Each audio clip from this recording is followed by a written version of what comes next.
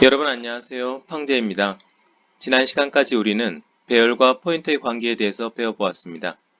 배열명은 상수 포인터이며 다차원 배열의 포인터 연산도 학습해 보았습니다. 오늘은 구조체와 포인터에 대해서 학습해 보도록 하겠습니다.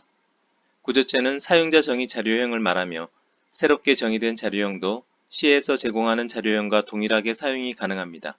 이를 활용하여 오늘은 단순 연결 리스트를 작성해 스택처럼 작동하는 구조를 만들어 보도록 하겠습니다. 단순 연결 리스트는 이런 형태로 헤드 포인터에서부터 각 노드를 연결하여 만들어진 구조입니다. 이를 구현하기 위해 간단한 형태의 구조체를 정의해 보았습니다. 타입 데피니션을 사용하여 구조체를 대문자 노드로 재정의해 보았습니다. 타입 데피니션 키워드를 사용하여 struct 키워드를 다시 사용할 수 없도록 하기 때문에 코딩이 훨씬 간결해집니다. 구조체를 정의하였으니 다음에는 첫 번째 노드의 위치를 저장할 헤드 노드 포인터를 전역 변수로 선언합니다. 아직은 값이 할당되지 않았기에 널로 초기화해 둡니다. 다음은 연결 리스트에 값을 추가하는 함수를 작성해 보도록 하겠습니다. 우리가 정의한 구조체는 정수형 변수 키와 다음 노드의 위치를 저장할 포인터 변수만 가진 아주 간단한 구조입니다. 값을 추가할 때는 노드를 새롭게 생성하여 파라미터로 정수형 변수 k를 새 노드 키에 저장하고 다음 노드를 현재 헤드 노드가 가리키는 주소로 할당합니다. 그리고 헤드 노드를 새롭게 만들어진 노드의 주소로 변경하면 되겠습니다. 지금 설명한 것처럼 코딩을 작성해 보았습니다. 노드 포인터 변수를 선언하고 여기에 새롭게 생성한 노드의 주소를 받아옵니다. 새로운 노드를 생성하기 위해 malloc 함수를 사용하여야 하는데 이 malloc 함수는 스탠다드 라이브러리 헤더 파일에 존재하므로 이를 반드시 include 시켜 두어야만 합니다. 또한 malloc 함수는 정수형 포인터를 반환하므로 반드시 적절한 형 변환을 해주어야만 합니다. 여기에서는 노드 구조체 타입으로 형 변환을 해주었습니다. 이렇게 생성된 새 노드의 키 값에 k를 할당해 줍니다. 이때 주의할 점은 새 노드인 new 노드가 포인터 타입이므로 포인터 타입의 멤버 변수를 참조할 때는 반드시 화살표를 사용한다는 점입니다. 일반 구조체 변수인 경우는 점을 사용하도록 되어 있으니 이 점을 주의하시기 바랍니다. 포인터 타입을 일반 변수 타입으로 변환하기 위해서는 역참조 연산자를 사용하고 이 역참조 연산자보다 점의 우선순위가 더 높기 때문에 이를 먼저 해석하기 위해서는 괄호를 붙여줘야만 합니다. 따라서 이처럼 번거로운 표현보다는 화살표를 쓰는 것이 간결하기 때문에 이쪽을 더 선호하게 됩니다. 즉 다시 말하면 화살표를 사용했다는 것은 이 앞에 있는 변수가 포인터 타입이라는 사실입니다. 이 점을 잘 기억해 두시면 좋겠습니다. 그리고 새 노드의 다음 노드는 현재 헤드 노드가 가리키고 있는 주소를 할당해 줍니다. 그리고 헤드 노드는 새로운 노드의 주소를 가지도록 하면 되겠습니다. 이렇게 하여 헤드 노드는 항상 최신 노드의 주소를 가르치도록 설정해 둘 수가 있습니다. 메인 함수에서 이 add 노드를 다음과 같이 4번 호출하였습니다. 이렇게 되면 10이 제일 처음에 생성되고 그 앞에 20, 30, 40이 형성되어 최종적으로는 이런 모양을 가지게 될 것입니다. 이를 호출하는 것을 확인하기 위해서 출력문을 한번 작성해 보았습니다. 이 출력문은 헤드 노드의 주소도 같이 출력해 보았는데 이 값이 어떻게 변환되는지를 확인해 보도록 하겠습니다. 지금 보이시는 것처럼 10이라는 값이 저장된 노드의 주소, 20의 노드의 주소, 30, 40의 노드의 주소가 매우 불규칙하게 되어 있는 것을 알 수 있습니다.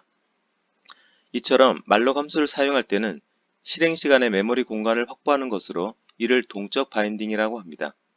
이것이 배열과 가장 큰 차이점인데 배열은 컴파일 시점에 그 크기와 위치가 결정되는 정적 바인딩입니다. 다시 정리하자면 배열은 그 크기와 위치가 컴파일 시에 결정되는 정적 바인딩이며 여기에서처럼 말록을 사용해서 만들어지는 구조체 변수는 힙 영역이라는 곳에 저장되며 이는 실행 시간의 그 크기와 위치가 결정되는 동적 바인딩이라고 할 수 있습니다. 다음은 가장 최근 값을 반환하는 pop 노드 함수와 모든 노드의 값을 조회할 수 있는 디스플레이 리스트 함수를 작성해 보겠습니다. 가장 최근 노드는 전역 변수인 헤드 포인터가 가리키고 있기 때문에 따로 파라미터를 전달하지는 않았습니다. 헤드 포인터가 가리키는 노드의 값을 반환하고 헤드 포인터는 다음 노드 위치로 이동시켜야만 합니다. 그리고 값을 반환한 노드는 메모리 사용을 반납하도록 처리해야만 합니다. C 언어에서는 자바 언어 등과 같은 고급 언어에서 제공되는 가비지 콜렉션이 없기 때문에 개발자가 직접 메모리 반납을 해줘야만 하며 그렇지 않으면 메모리 부족 현상을 맞게 될 것입니다. 이상의 설명을 다음과 같이 코드로 구현해 보았습니다. 헤드 노드가 가리키는 노드의 키 값을 k에다가 임시로 저장해 두고 헤드 노드가 가리키는 주소를 tmp라는 임시 변수에다가 할당해 두었습니다. 이렇게 한 이유는 헤드 노드는 다음번 노드로 이동을 시켜야 되기 때문에 현재 위치를 기억하는 변수가 필요하기 때문입니다. 이렇게 헤드 노드를 다음 위치로 이동시키고 현재 헤드 노드가 가리키고 있던 그 위치에 메모리를 반납합니다. 그리고 앞서 저장해 두었던 키 값을 반납하면 되겠습니다.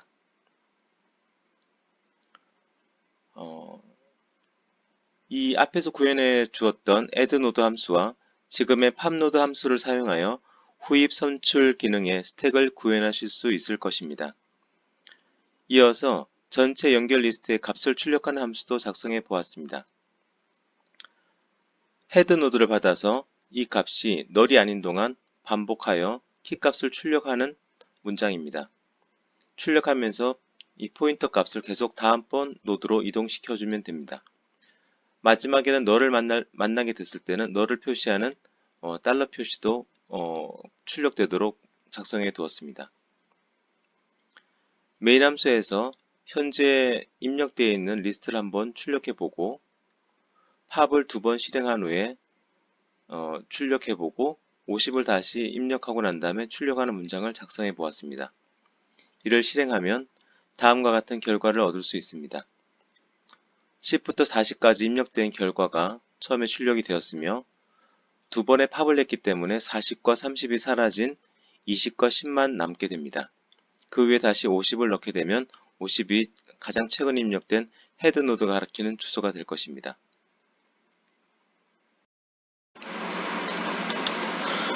이상으로 단순 연결 리스트에 대한 설명은 모두 마쳤습니다. 추가적으로 리스트를 출력하는데 반복문이 아닌 재기 함수를 통해서도 구현이 가능한데 이를 소개해 보겠습니다. 재기 함수란 자기 자신의 함수를 반복적으로 호출하는 구조를 말하는데 재기적으로 정의된 구조에서는 매우 간결하게 구현이 됩니다. 앞서 구현한 단순 연결 리스트의 출력은 반복문의 조건이 널이 아닌 경우입니다. 이와 동일하게 재기 호출에서도 재기 호출이 가능한 경우는 포인터가 널이 아닌 경우가 될 것이며 널을 만나면 더 이상 재기 호출을 하지 않고 함수를 종료하면 됩니다.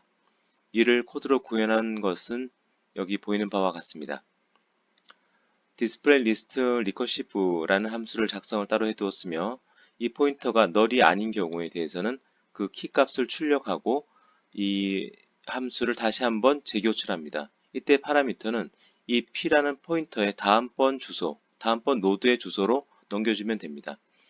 이 다음번 주소가 만약 널이라고 한다면 이 문장이 실행되지 않고 else문에서 문장이 끝인 이 달러를 표시하고 끝내게 됩니다. 이를 실행한 결과를 한번 확인해 보도록 하겠습니다.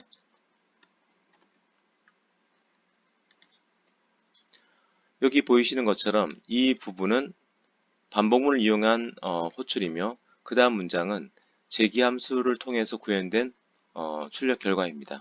동일한 결과가 나오는 것을 알 수 있습니다. 그런데 이런 재기호출의 방식은 아주 쉽게 역순으로 출력이 가능하다는 점입니다. 이를 구현한 함수가 여기 존재하며 어떤 식으로 역순으로 출력이 가능하게 될까요? 네, 그렇습니다.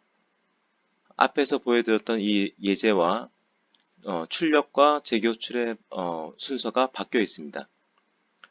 리버스라는 이 함수의 함수 호출을 먼저 해주고 출력을 하게 되면 함수 호출이 다 끝나고 난 시점부터 역으로 돌아오면서 이 출력문이 실행될 것이기 때문에 재교출이 그 값이 역순으로 출력이 될 것입니다.